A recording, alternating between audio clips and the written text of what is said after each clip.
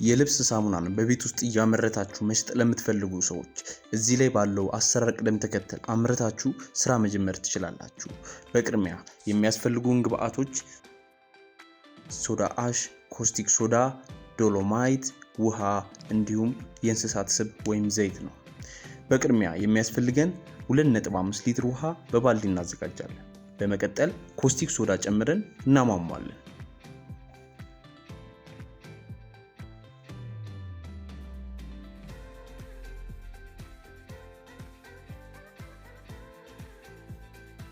ቀጥለን ሶዳ አሽ በላዩ ላይ እንጨምራለን።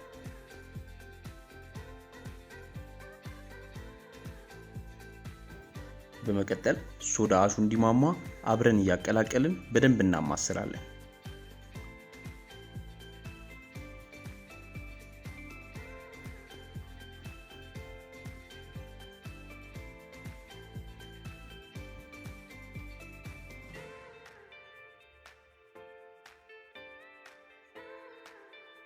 ሁለቱም በሚገባ እንዲህ ከተቀላቀሉ በኋላ ዶሎማይት በላዩ ላይ እንጨምራለን።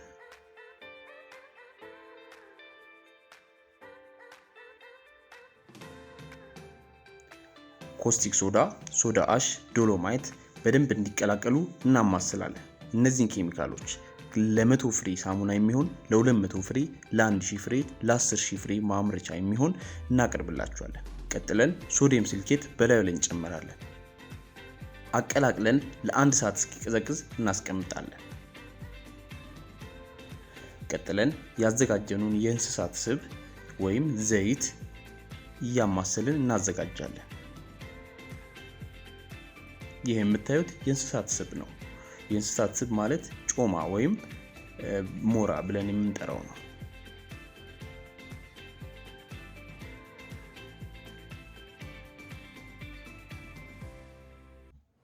ሞራው ከቀዘቀዘ በኋላ ያዘጋጀነውን የኮስቲክ ሶዳና የሶዳ አሽ እንዲሁም ዶሎማይት ውህድ በላዩ ላይ እንጨምራለን።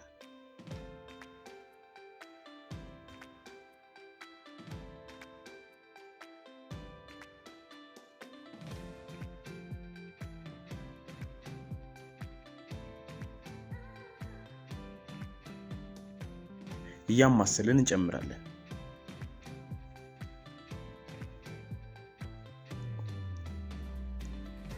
በመቀጠል ሽቶና ቀለም አንድ ላይ በማቀላቀል በላዩ ላይ እንጨምራለን።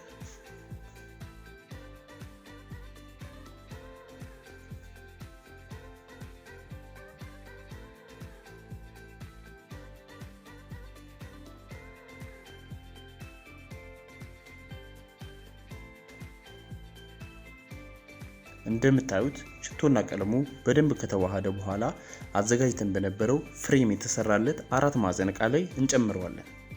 ይህ የሚደረገው 4 ማዕዘን ቅርጽ ይዞ እንዲቀመጥ ወይም እንዲደርቅ ነው።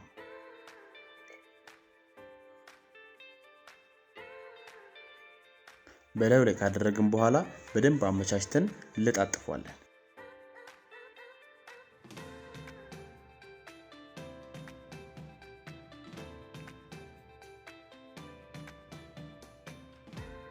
እንዲያመቻችተን ካስቀምጥን በኋላ ቅርጽ እንዲይዝ በደንብ እንለጥፈዋለን።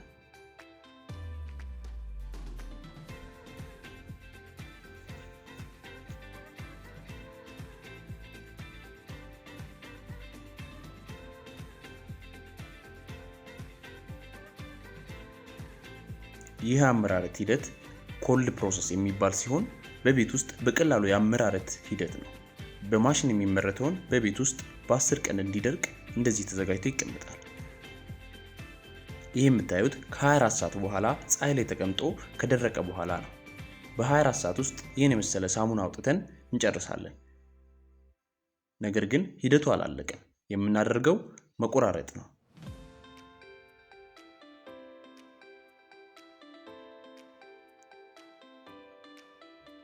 ይህን መቁረጫ እኛ ጋር ያገኙታል። በዚህ መልክ እየቆራረጥን በሳሙና ቅርጽ ካወጣን በኋላ ደግመን ሳሙናውን በቁመት እንቆርጠዋለን።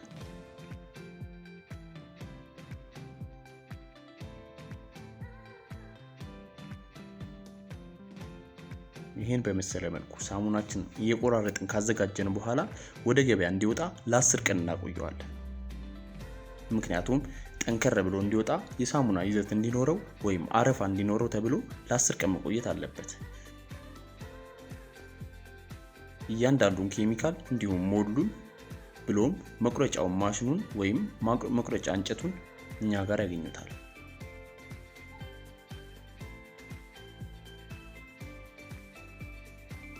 ማህተም በስማችሁ ማሰራት ትችላላችሁ። እዚህ ላይ እንደምትመለከቱት ማህተሙን እኛ ሰርተን እንሰጣችኋለን። ቀጥለን ጠርዙ የሾለ እንዳይሆን ጠርዙን እየሞረድን እናስተካክላለን። ይህን በመሰለ መልኩ 100 ሳሙና አውጥተን ጨርሰናል። ይህ ሳሙና ለገበያ ዝግጁ የሚሆነው ከ10 ቀን በኋላ ነው። እንደምትመለከቱት የ100 ሳሙና ማምረቻ ኬሚካል እኛው ጋር ያገኛሉ። ጥራት ያለው ሳሙና ማምረት ለምትፈልጉ ሰዎች በነፃ የስልጠና ጽሑፍ እንልክላችኋለን። ኬሚካሉን ሊገዙ ሲመጡ ይደውሉልን። እናመሰግናለን። ቪዲዮን ከወደዳችሁት ላይክ በማድረግ ፍቅራችሁን ግለጹልን። እንዲሁም ሌሎች ቪዲዮዎችን ስለምንለቅ ሰብስክራይብ በማድረግ ጠብቁን። እናመሰግናለን።